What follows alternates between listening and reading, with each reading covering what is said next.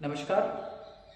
आप सभी का स्वागत है बीए फर्स्ट ईयर की कक्षाओं में। और हम यहाँ पर महाद्वीपीय विस्थापन सिद्धांत को यहाँ पर देख रहे हैं। चूँकि यही सिद्धांत हम एमए प्रीवियस में भी पढ़ते हैं, तो इस वीडियो को हम थोड़ा इस हिसाब से बनाएंगे कि आपके लिए भी मददगार हो, और थोड़ी कुछ चीज़ें मैं अतिरिक्त भी इसमें जोड़ूंगा जो कि पीजी के हिसाब से भी बच्चा इसको पढ़ सके। महाद्वीपीय विस्थापन सिद्धांत हमारे सिलेबस में वैगनर का महाद्वीपीय विस्थापन सिद्धांत है, तो हम उसी की चर्चा यहाँ पर कर लेते हैं। सबसे पहले तो महाद्वीपीय विस्थापन से क्या तात्पर्य है। अगर हम दो शब्दों को देखें तो महाद्वीप तो हमारा कॉन्टिनेंट है ही। दो चीजें, सबसे पहले तो द्वीप क्या होता है, एक छोटी सी बेसिक स्तर पर समझते चले तो ऐसा कोई भूभाग जिसके जो चारों ओर से जल से घिरा हुआ, तो वो क्या कहलाता है, द्वीप। जब द्वीप बहुत बड़ा हो तो वो महाद्वीप हो जाता है। तो महाद्वीपों के विस्थापन से क्या मतलब है कि जो महाद्वीप आज हम देख रहे हैं ये भी कहीं ना कहीं गतिशील रहे हैं। सुनने में और समझने में ये बातें थोड़ी नहीं आती है दिमाग में, लेकिन ये सिद्धांत इसी के ऊपर स्थापित है कि महाद्वीप जो आज हम देख रहे हैं ये अतीत में, वास्तविकता में इनकी स्थिति पहले ऐसी नहीं थी, इनमें गतिशीलता आई, और आज जो हम स्थिति देख रहे हैं जैसी आज है लाखों सालों बाद स्थिति वैसी नहीं रहेगी। यानी कि महाद्वीप जो है वो गतिशील है। तो ये इसकी एक मूल धारणा है सिद्धांत के बारे में जो हम पढ़ेंगे। मैंने आपको साधारण शब्दों में समझाने का प्रयास आपको किया है। अब आइए इस सिद्धांत के ऊपर दृष्टिपात करते हैं। हम पढ़ रहे हैं यहाँ पे वेगनर का महाद्वीपीय विस्थापन सिद्धांत। तो सबसे पहले भाई दो तरह की संकल्पनाएं हैं कि एक तो जो आज हम स्थिति देख रहे हैं, जैसे आज हम हमारे महाद्वीप महासागर देख रहे हैं, अतीत में भी वैसे ही थे। यानी कि महाद्वीप और महासागर की जो तली है वो बिल्कुल स्थायी है। ये अनादिकाल से चली आ रही संकल्पना है। अगर कोई ये कहता पुराने समय में कि जो महाद्वीप है ये धीरे धीरे चल रहे हैं, जमीन धीरे धीरे खिसक रही सागर के ऊपर, तो उसको पागल कहते लोग। लेकिन धीरे धीरे जब समझ बढ़ती गई, बुद्धि की प्रमाण आदमी ने देखे, तो सबसे पहले 1858 में एक आदमी, एक व्यक्ति हुआ, एक साइंटिस्ट हुआ, ऑन्टोनियो स्नीडर।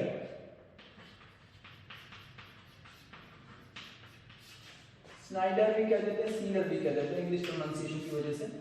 ऑन्टोनियो स्नाइडर ने सबसे पहले महाद्वीपीय विस्थापन का जो विचार है वो सामने रखा। लेकिन चूंकि कुछ समय उसके पास इतने प्रमाण थे नहीं, तो लोगों ने इसको पागल समझ के इसके बातों के ऊपर की बावड़ी बातें करता है, कोई मतलब नहीं है। महाद्वीप भी कोई चलते होंगे, इनमें भी कोई गति होती होगी, कहीं ना कहीं इसका जो है दिमाग चल गया है और ये मूर्खतापूर्ण बातें कह रहा है। लेकिन फिर एफ टी टेलर महोदय आए। हमारा इन सिद्धांत से क्या लेना देना, मैं केवल आपको पृष्ठभूमि बता रहा हूं। एफ टी टेलर ने जो पृथ्वी के पर्वत तंत्र है उनकी उत्पत्ति को समझाने के लिए महाद्वीपीय विस्थापन सिद्धांत दिया। टेलर का महाद्वीपीय विस्थापन सिद्धांत हम एमए में पढ़ते हैं, यहां केवल हम वेगनर को पढ़ेंगे। उसको भी इतनी मान्यता भूगोल में नहीं मिली। फिर एक जर्मन भूगोल, एक जर्मन जलवायुवेत्ता है,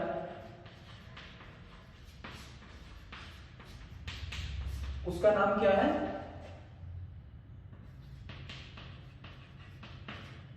अल्फ्रेड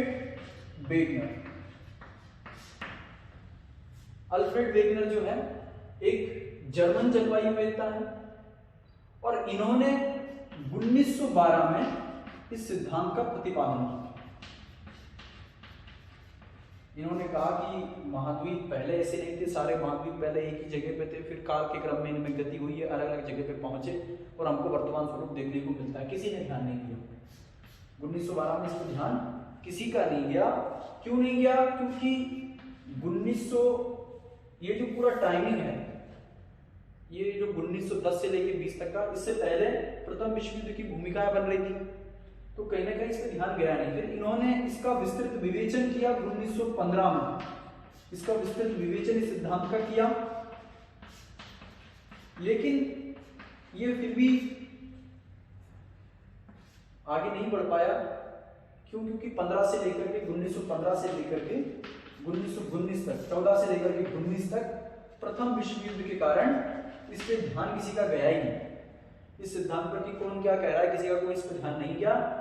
अंततोगत्वा 1920 में इस सिद्धांत को भूगोल के और विश्व पटल पर इसको मान्यता कहीं ना कहीं मिली।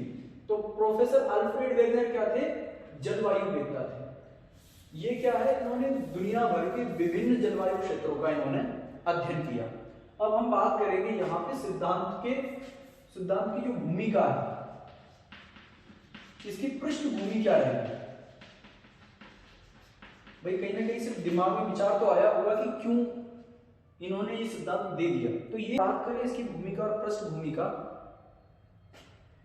तो अल्फ्रेड वेगनर जो थे, इन्होंने किसी एक स्थान पर, जैसे वहां की जलवायु ठंडी है, इन्होंने विविध जलवायु कटिबंधों का अध्ययन किया और उन्होंने एक ही स्थान पर दो चीजें देखी कि एक तो वहां पर जो वहां की वर्तमान जलवायु है वो तो वहां पर पूरे प्रमाण मिलते ही हैं, लेकिन उस स्थान पर जीवावशेष और वनस्पति के वे प्रमाण भी मिले हैं जो वहां की जलवायु के विपरीत है। यानी कि एक ही स्थान पर उसने कहीं ना कहीं दो जलवायु प्रमाणों को देखा।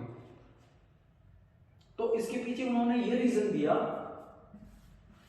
कि या तो हमारी पृथ्वी स्थायी रही हो, स्थान स्थायी रहा हो, महाद्वीप स्थायी रहे हो, और जलवायु कटिबंध बदलते चले गए। जलवायु कटिबंध क्या है? बदलते हैं। पृथ्वी पर जलवायु कटिबंध समय के हिसाब से बदलते चले गए। और दूसरा इन्होंने ये कहा कि जलवायु कटिबंध जनरली बदलते नहीं है। क्यों? क्योंकि ये बेस्ड होते हैं हमारी पृथ्वी के टिल्टेशन के ऊपर, जो कि भविष्य से अभी तक बहुत ज्यादा नहीं बदला है। मतलब क्षमा करें, भूतकाल से अभी तक जब से हमारी पृथ्वी बनी है तो हमारा जो टिल्ट है उसमें बहुत मामूली सा चाहे फर्क हो, बाकी जो जैसा था वैसा ही है। तो जलवायु कटिबंध हमारी पृथ्वी पर कभी नहीं बदलते।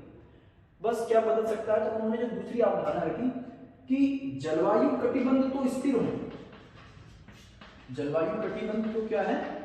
स्थिर रहते हैं। और यही बात ठीक भी है। उन्होंने क्या कहा कि अगर जलवायु कटिबंध स्थिर है तो फिर क्या कारण है कि एक ही स्थान पर दो तरह की जलवायु के प्रमाण मिलते हैं? उन्होंने कहा कि जो स्थान परिवर्तन, जलवायु कटिबंध स्थिर रहे होंगे तो जल स्थान में स्थान गतिशील रहा होगा, महाद्वीप गतिशील रहे होंगे। और इन्होंने इसी बात को आधार मान करके अपने सिद्धांत की रूपरेखा प्रस्तुत करी, अपने सिद्धांत को प्रतिपादित किया। मैं आपको एक उदाहरण से बात समझाना चाहूंगा, आपको शायद नहीं समझ में आया हो। जैसे कोई एक स्थान है ए, यहां पर, और ये जो स्थान है वर्तमान में मान के चलो कि हमारे दक्षिणी ध्रुव पर है, अंटार्कटिक महाद्वीप पर है, दक्षिणी ध्रुव पर। जब हमने इसका उस टाइम पे इन्होंने जब अध्ययन किया होगा तो इनको लगा कि यहाँ पर ठंडी जलवायु के प्रमाण तो हैं ही, लेकिन अगर इसके जीवावशेषों में मान के चलिए कि अत्यधिक गर्मी वाले या रेगिस्तान के प्रमाण मिले हैं, रेगिस्तानी जलवायु के प्रमाण मिले हैं, सपोज कीजिए, आपको मैं समझाने के लिए बता रहा हूं, तो क्या कारण है? यानी कि अत्यधिक ग्रीष्म जलवायु के प्रमाण अगर यहां मिले, जो स्थान वर्तमान में ध्रुवीय क्षेत्रों में, क्या वहां पर ग्रीष्म ऋतु के प्रमाण मिल सकते हैं? नहीं मिल सकते। तो इसके आधार पर इन्होंने बताया कि भाई दो परिस्थितियां इन्होंने रखी, या तो एक स्थान के जलवायु कटिबंधों में परिवर्तन हो जाए, भाई पहले गर्मी आई, फिर सर्दी आई, फिर बरसात आई, लेकिन ये जो क्षेत्र है पृथ्वी के दक्षिण ध्रुव पर है और वहां हमेशा ठंड रहती है। तो क्या हुआ होगा कि ये स्थान पहले, ये जो ए स्थान है वर्तमान में इसकी स्थिति है कहां? यहां, जो जहां अत्यधिक ठंड पड़ती है। अब यहां पर अगर ग्रीष्म जलवायु के प्रमाण मिल रहे हैं तो वो कहीं ना कहीं क्या होगा, कालांतर में ये जो ए स्थान है पहले होगा भूमध्य रेखा के आसपास, तभी तो यहाँ पर ग्रीष्म ऋतु के प्रमाण हमको देखने को मिलेंगे, ग्रीष्म जलवायु के प्रमाण देखने को मिलेंगे। फिर कालांतर में ये स्थान खिसकते यहाँ आ गया, इसलिए यहाँ पर आज जो वर्तमान जलवायु है वो हम शीत देखते हुए आ रहे हैं। तो क्या कारण है ये हम समझ में आ गया कि उन्होंने कहा है कि जलवायु कटिबंध तो स्थिर रहे होंगे लेकिन स्थान गतिशील रहा होगा। ये बात वेगनर ने कही। उम्मीद है आपको थोड़ा समझ में आया होगा।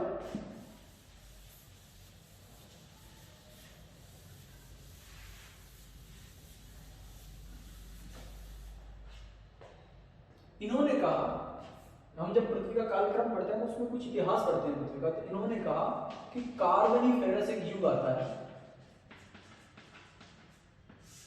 कार्बोनिफेरस युग में जो पूरी पृथ्वी के जितने महाद्वीप आज हम देख रहे हैं, जो सात के सातों महाद्वीप हैं, जैसे जो सातों महाद्वीप थे वो क्या थे, एक ही स्थान पर केंद्रित थे। जो आज हम अलग अलग महाद्वीप हमारे देख रहे हैं वो क्या थे, पहले एक ही स्थलखंड का हिस्सा थे, जिसको इन्होंने क्या नाम दिया, पेंजिया। जितने महाद्वीप हैं यानी कि एक विशाल महाद्वीप,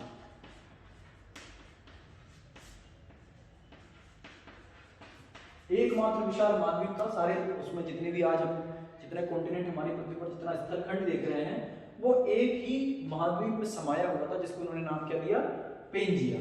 और इस पेंजिया के चारों ओर क्या था, एक विशाल महासागर था, जिसको इन्होंने नाम दिया पैंथेलासा।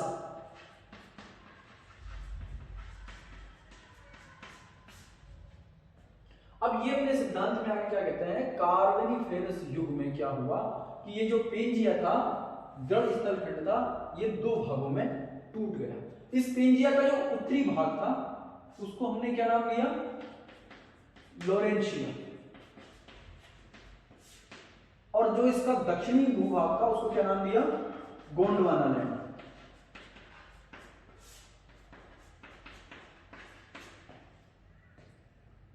कार्बोनिफेरस के युग के अंत में ये क्या हुआ, ये पेंजिया दो भागों में टूट गया। और इस पेंजिया में क्या हुआ, गति हुई। अब इसमें गति कौन कौन सी ओर हुई, एक तो हुई उत्तर दिशा की ओर, उत्तर दिशा में भूमध्य रेखा की ओर, और दूसरी गति इसमें क्या हुई, पश्चिम दिशा की ओर। दो अलग अलग स्थलखंड के रूप में क्या हुआ, टूट गया गोंडवाना लैंड और लोरेंशिया या अंगारा लैंड के रूप में। फिर जब ये दोनों अलग हुए आपस में, जैसे सपोज कीजिए ये हमारा पेंजिया जो था ये दो भागों में अब टूट चुका है, ये हमारा लोरेंशिया और ये हमारा गोंडवाना।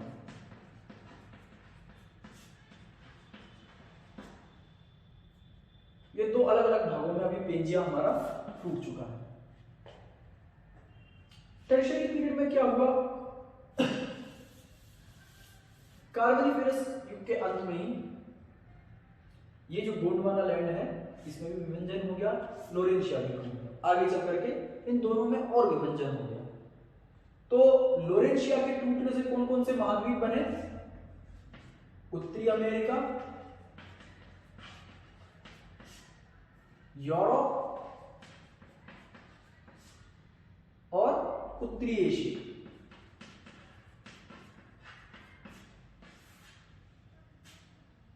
उत्तरी एशिया में साइबेरिया वाला जो प्रायद्वीप है, ये सारी चीज इनसे बनी, लोरेंशिया से। और गोंडवाना लैंड के विभाजन से क्या बना, दक्षिणी अमेरिका, अफ्रीका, ऑस्ट्रेलिया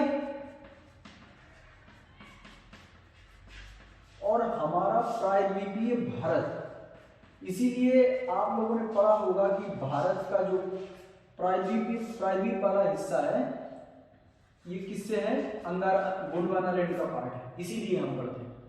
तो जो पृथ्वी की जो पेंजिया था, मैं एक बार आपको कालक्रम समझा दूं। पेंजिया क्या था, जहां सारा स्थलखंड पृथ्वी पर एक ही जगह पर केंद्रित था, उसको इन्होंने क्या नाम दिया, पेंजिया। पेंजिया में विभाजन हुआ लोरेंशिया और गोंडवाना लैंड के रूप में। फिर लोरेंशिया में भी विभाजन हुआ, उससे कौन कौन से महाद्वीप बने, उत्तरी अमेरिका, यूरोप और एशिया। और गोंडवाना लैंड में जो विभाजन हुआ उससे कौन कौन से महाद्वीप बने, दक्षिणी अमेरिका, अफ्रीका, ऑस्ट्रेलिया और प्रायद्वीपीय भारत। और फिर धीरे धीरे धीरे ये महाद्वीप एक दूसरे से दूर जाते गए और आज का जो हम वर्तमान स्वरूप महाद्वीपों का देखते हैं ये हमारे सामने आया। तो ये सिद्धांत वास्तविकता में पूरी की पूरी जो बात हमने करी है इसको समझाता है कि ये जितना भी स्थलखंड हम आज अलग अलग रूप में पृथ्वी पर देख रहे हैं, अलग अलग महाद्वीपों के रूप में देख रहे हैं, वो पहले एक ही जगह पर इकट्ठा था जिसको उन्होंने नाम दे दिया पेंजिया। इस पेंजिया के चारों ओर एक विशाल महासागर था जिसको उन्होंने क्या नाम दिया, पैंथेलासा। इस पेंजिया का दक्षिणी भाग हमने क्या बता दिया, गोंडवाना लैंड, उत्तरी भाग लोरेंशिया। और इसके बाद क्या हुआ, इस पेंजिया में क्रैक्स आ गए, पेंजिया टूट गया आपस में एक दूसरे से और लोरेंशिया और गोंडवाना लैंड के रूप में ये टूट गया। फिर लोरेंशिया और गोंडवाना लैंड में विभाजन हुआ।